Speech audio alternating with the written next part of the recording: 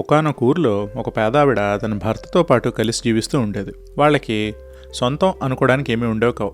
7 పిల్లలు, ఒక పాలిచ్చే చిన్న గేదె తప్ప.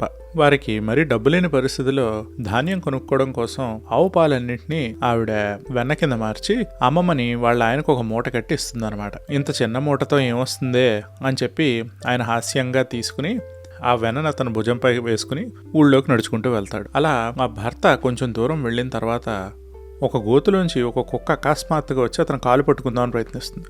భౌ భౌ భౌ అంటుంది కుక్క. అయ్యో, నువ్వేమంటున్నావు? ఈ వెన్న నీకు కావాలా? ఈ వెన్న నేను ఊళ్ళోకి అమ్మడానికి వెళ్తున్నాను, కానీ డబ్బులు ఎప్పుడు ఇస్తావు నువ్వు? భౌ భౌ 3 వారాల్లో నీకు ఇచ్చేస్తాను. పాపం ఆ మనిషి ఆ మాటలు నిజం అనుకుని నమ్మి మూటని ఆ కుక్కకి ఇస్తాడు.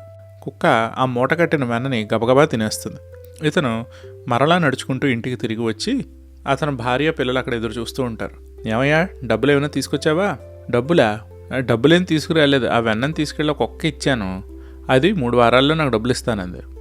అయ్యో, ఎంత బుద్ధి తక్కువ వాడివయ్యా నువ్వు అని చెప్పి ఆ భార్య బాధపడుతుంది. కానీ భర్త వెర్రివాడని తెలిసే పెళ్లి చేసుకుంది కదా, కాబట్టి ఏమీ అనలేకపోతుంది. ఆ భర్త వెంటనే కొన్ని రోజులకు మర్చిపోయి హాయిగా పిల్లలతో ఆడుకుంటూ ఉంటాడు. 3 వారాలు గడవనే గడిచిపోయింది.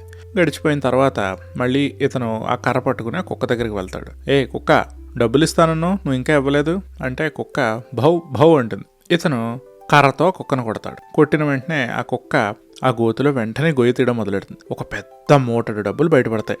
ఇతను సరే ఇదిగో ఆ వెన్నకి ఇవ్వాల్సిన సగం డబ్బు ఇది, మిగతా సగం వడ్డీ రూపాన్ని నేను తీసుకుంటున్నానని చెప్పి మొత్తం ఆ డ్రమ్ముడు డబ్బులు తీసుకుని వెళ్ళిపోతాడు. వెళ్ళిపోయి ఆ డబ్బులన్నీ వాళ్ళ ఇంట్లో వాళ్ళ ఆవిడికి చూపించగానే, అమ్మ బాబోయ్, ఇంత ధనమా, మీరెవరికీ చెప్పకండి ఈ విషయం అంటుంది. ఓ, నువ్వేం కంగారు పడకలేవే, నేను ఎవరికీ చెప్పను అని అంటాడు. కానీ ఇతని నోట్లో ఆవగించైనా ఆగదు.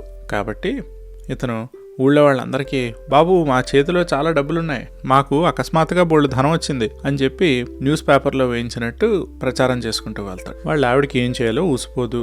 వెరివాడితో ఏం చేయాలో అర్థం కాక ఒకరోజు రాత్రి వర్షం పడుతున్నప్పుడు ఆవిడ అంటుంది, ఇదిగోండి మీరు వెళ్ళి మన చిమ్నీ ఉంది కదా దాని కింద నించోండి అని చెప్పి ఆవిడ చిమ్నీ గొట్టం పైనుంచి వెన్న మొక్కలు విసురుతుంది కిందకి. ఆ వెన్న మొక్కలు ఇతని మీద పడ్డంటో ఇతను చూసి, అయ్యి బాబోయ్, వర్షంలోంచి వెన్న కురుస్తోంది ఏమిటి అని చెప్పి ఆశ్చర్యపోయి పరిగెట్టుకుంటూ లోపలికి వెళ్తాడు వీళ్ళు ఆవిడకి చెప్పడానికి.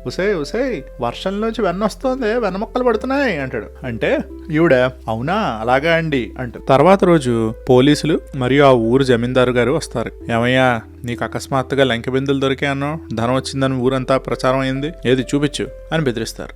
ఏమంటావండి, మా ఆయన ఇలాగే మాట్లాడుతూ ఉంటాడు. ఏమయ్యా, మొన్న వర్షం వచ్చిన రోజు ఏం జరిగింది? వర్షం వచ్చిన రోజు వెన్న మొక్కలు పడ్డాయండి పైనుంచి అని అంటాడు. ఓహో, వీడు నిజంగా వెరివాళ్ళలాగే ఉన్నాడు, నోటుకు వచ్చినట్టు మాట్లాడుతున్నాడు అని చెప్పి అక్కడి నుంచి ఆ పోలీసులు జమీందార్ గారు వెళ్ళిపోతారు వెనక్కి. అలా మొగుడు పెళ్ళాలు సుఖంగా జీవిస్తారు పిల్లలతో.